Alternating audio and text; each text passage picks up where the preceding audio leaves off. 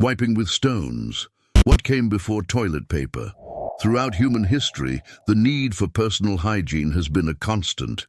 While modern society relies heavily on toilet paper for cleanliness after using the bathroom, this convenience is a relatively recent invention.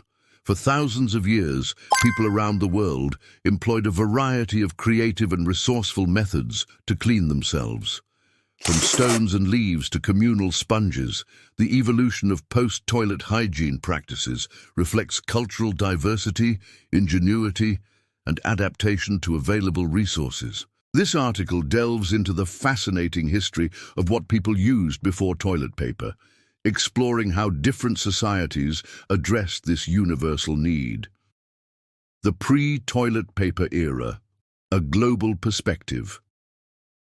Before the advent of commercially produced toilet paper in the late 19th century, people relied on whatever materials were readily available in their environment.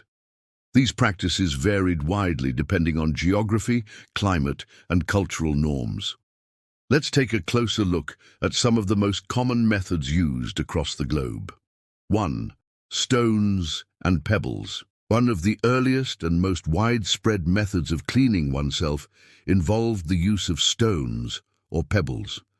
In many ancient cultures, smooth river rocks were favored for their practicality and ease of use. Archaeological evidence suggests that stones were commonly employed in regions with access to rivers or streams, where smooth, rounded rocks could be easily collected. For example, in ancient Rome, stones were often used alongside a more elaborate system involving communal sponges, discussed later. In arid regions like parts of the Middle East and North Africa, where water was scarce, stones provided a dry yet effective solution. However, the use of stones required caution, as rough or jagged edges could cause injury. Over time, people learned to select only the smoothest stones for this purpose. 2. Leaves and plant materials. In forested areas, leaves were a natural choice for wiping. Large, broad leaves, such as those from banana plants, fig trees, or palm fronds, were particularly popular due to their size and durability. Indigenous peoples in tropical regions often relied on these leaves, which were abundant and renewable. Similarly, moss and grasses were utilized in colder climates where deciduous trees were less common. Moss, in particular, was valued for its softness and absorbency. In Scandinavia, for instance, sphagnum moss was not only used for wiping, but also served as a natural antiseptic, helping to prevent infections. 3. Water and hands.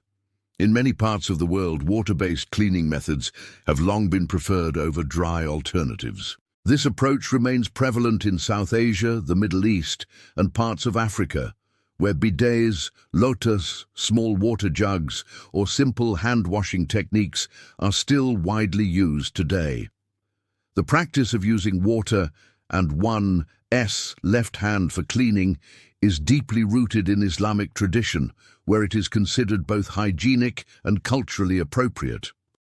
After defecation, individuals would pour water from a lota onto their hands and use their left hand to clean themselves. This method emphasizes the importance of thorough rinsing and is often followed by washing both hands with soap. 4. Communal sponges in ancient Rome. Ancient Romans developed an innovative, if somewhat unhygienic solution known as the tersorium. This was a communal sponge attached to a stick, which was shared among public latrine users.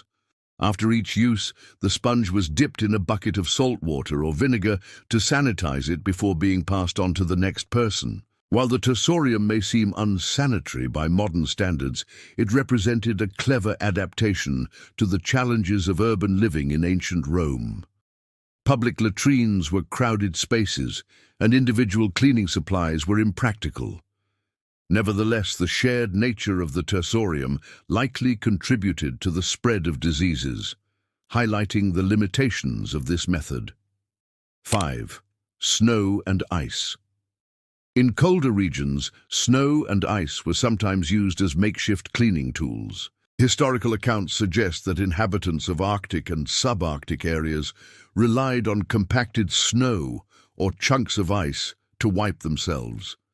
While this method was undoubtedly uncomfortable, it was effective in removing waste and minimizing odor.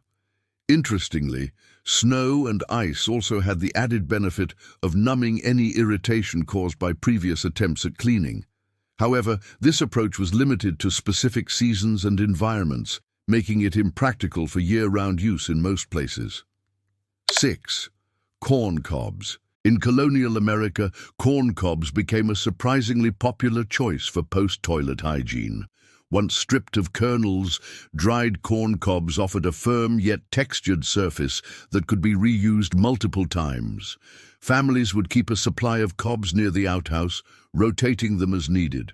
Though initially met with skepticism by European settlers, corn cobs gained acceptance due to their availability and effectiveness. They remained in use well into the 19th century, especially in rural areas where commercial products were scarce. 7.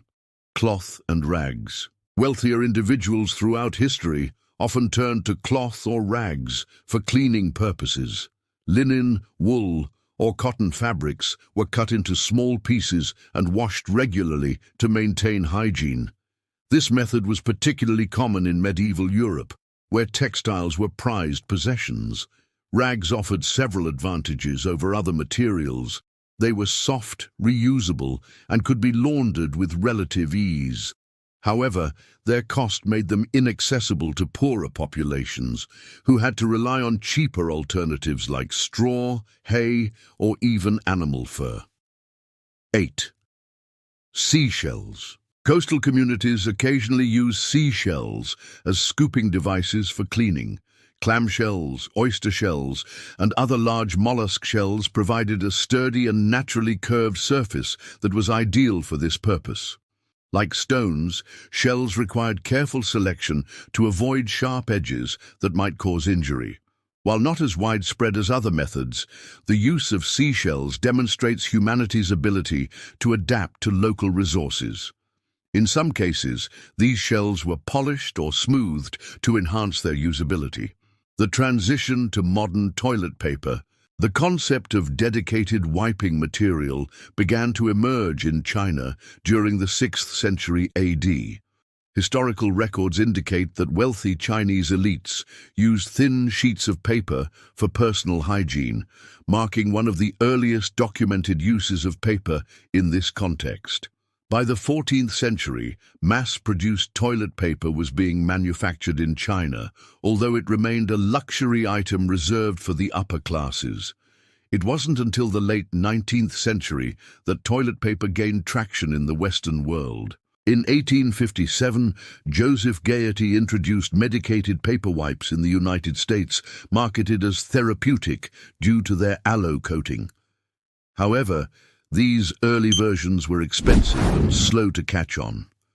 The real breakthrough came in 1890 when the Scott Brothers Company began producing rolled toilet paper, which quickly became a household staple. Over the next century, advancements in manufacturing technology led to softer, more affordable options, cementing toilet paper's place as the go-to solution for post-toilet hygiene. Cultural differences and modern alternatives. Even today, not everyone relies exclusively on toilet paper.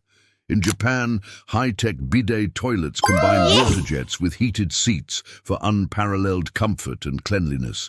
Similarly, many Muslim-majority countries continue to prioritize water-based methods, viewing them as superior to dry wiping. Environmental concerns have also sparked renewed interest in alternative solutions. Reusable cloth wipes, bamboo-based papers, and bidet attachments are gaining popularity as eco-friendly substitutes for traditional toilet paper. These innovations reflect a growing awareness of sustainability and resource conservation. Conclusion: the journey from wiping with stones to the widespread adoption of toilet paper is a testament to human creativity and adaptability. Each culture developed unique strategies based on its environment, resources, and values, resulting in a rich tapestry of historical practices. While modern conveniences have largely replaced these traditional methods, understanding our ancestors' ingenuity provides valuable insight into the evolution of personal hygiene. As we face new challenges related to environmental sustainability, revisiting these age-old techniques may inspire innovative solutions for the future. Whether through advanced technology or a return to simpler methods, humanity's quest for cleanliness continues to evolve, ensuring that we remain comfortable and clean for generations to come.